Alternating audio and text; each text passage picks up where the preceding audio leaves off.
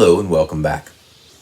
Today I wanted to talk about this blade right here, which is a prototype that I was sent by Ripper Blades a while back. I just never got a chance to shoot a review about it. This is a prototype inverse black blade. Now you're seeing it here with my Kaizen Saber's Dark Side, which is based off of the Dark Saber from Mandalorian, Rebels, and Clone Wars. Usually with these, you see these things with blades that are designed to replicate that black blade effect. So for instance, this was a V2 Ripper Blades black blade. The V1 was clear and was designed so that it was see-through all the way through. Actually, let me back up a second and start with the idea of the V1. So this isn't a V1, this is just a spike, but the V1 was this idea. It was clear, and it had lines where it was diffusing the light so that it looked like it was a black blade.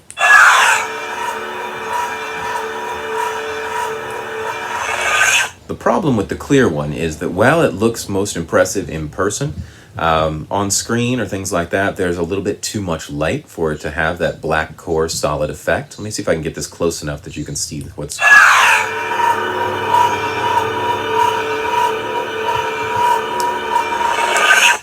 Okay, so the V1, that was the idea. You could see through it, so it wasn't diffusing light all the way, it was just around the edge, but there was a lot of light.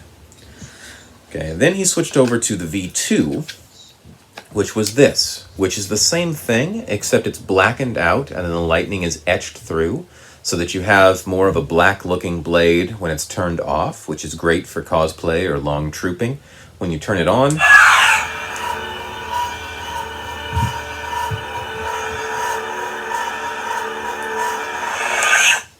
we're closer to the mark. You can see that it's still see-through. You can see me through it there.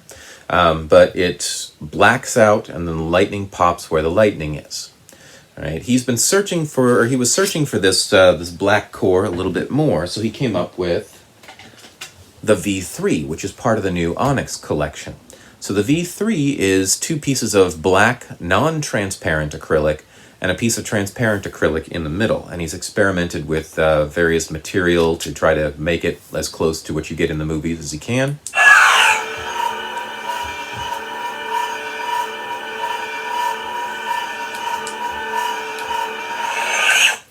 Okay, now this is an older one, but the newer ones are a little bit more black in the middle, or more solid black.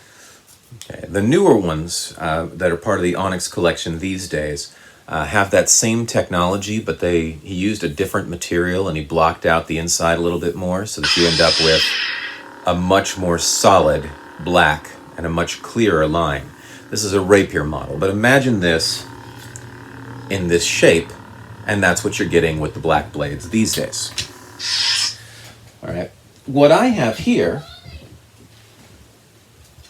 is something a little bit different. Like I said, this is an inverse. So what he ended up doing was he ended up using a clear blade and making the lightning black. So a clear blade with the lightning black, and the lightning along the edge here is not black. It's white, or it's clear like it usually is. And the whole blade has been sort of roughed up so that it's not clear. You can see it's sort of frosted. And the effect of this is a lot more light than the black blades are used to. So it's not a good addition for like a Mandalorian cosplay, but it is interesting in and of itself.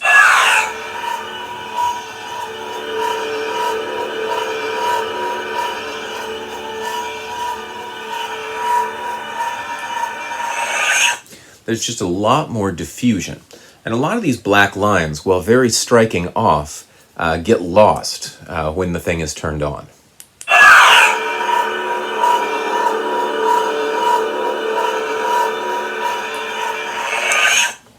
So this is a very interesting blade that he sent me. Again, it was a prototype because Ripper Blades tries out new things all the time, and he was working on this idea of black lightning.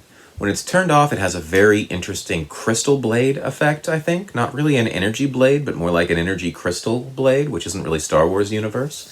When it's turned on... For generations, my ancestors fought proudly as warriors against the Jedi.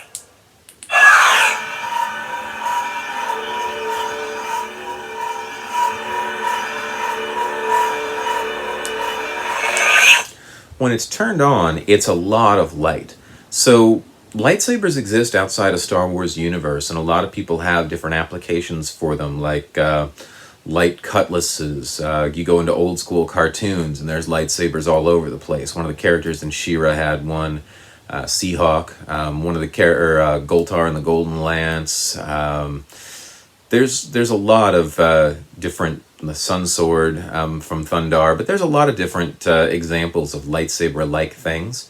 And this really plays to that market. So I don't know if this is exactly as appropriate in a black saber shaped blade, but this sort of technology or this sort of technique in a more broadsword based or gladius based size blade could look really cool. So like I said, he's trying this out. If this sort of design concept is something that appeals to you, by all means, as usual when I do these prototypes, talk to Gary Ripper and I'm sure he'd be happy to make you one. But interesting sort of crystal energy blade. Not exactly a black blade, but almost like a reverse black blade. Definitely kind of interesting to play around with. So hopefully this review has been of interest to you. If it has, join me back for more and I'll see you next time.